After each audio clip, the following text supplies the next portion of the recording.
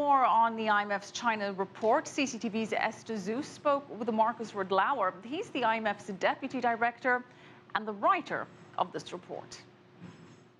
I think we have seen over the last year a very important impact of reform measures, both in the financial sector but also in the real economy. And that is, we have seen a slowing of credit growth. We have seen some slowdown of the economy, of investment growth. And in some sense, we feel that is good, because it shows that the measures that were implemented by the central bank, by the CBRC, by the local governments in investment have actually started to become effective. So in some sense, we are not worried too much about some slowdown in the economy, and we are quite happy to see that these reforms have started to be implemented. What kind of reforms do you look forward the most to in the future? Now, going forward, I think there's really two things we need to do. One is China has to shift its investment from the traditional areas of infrastructure and new factories to produce goods for the global market to a new type of growth and productivity in China, which will be mainly in the services sectors, and that will be producing something that can actually be consumed in China.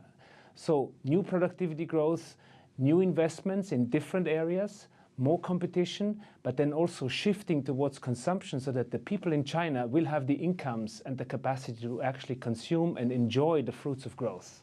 But in terms of slowdown that to some degree is caused by those reforms, do you think that that's something that we should be worried about? So where are we right now? I'm just curious that is this something that the economic slowdown is not allowed, or you don't think that's going to happen?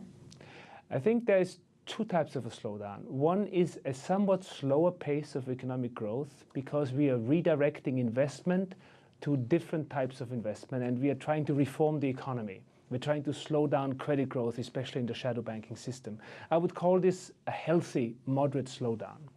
But then we also have the usual cyclical fluctuations that an economy is going through, because there may have been too fast growth in some areas, and this has to adjust. And we are seeing that also in China, for example, in the real estate sector.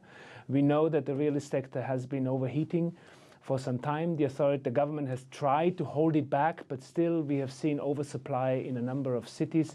And this is a cyclical correction that is now underway, which is also needed, but one has to be careful there that it doesn't become too sharp of a slowdown. So managing the cyclical correction in the real estate sector is another topic that's important. You want to make sure that the adjustment continues, that you don't continue overinvesting and overbuilding in certain areas where it is not needed. But at the same time, you don't want to have too sharp of an adjustment, too sharp of a slowdown, no new houses being built, and because that would really hurt the economy a lot, because real estate and all its linkages into the economy are already such an important sector for employment, for income growth.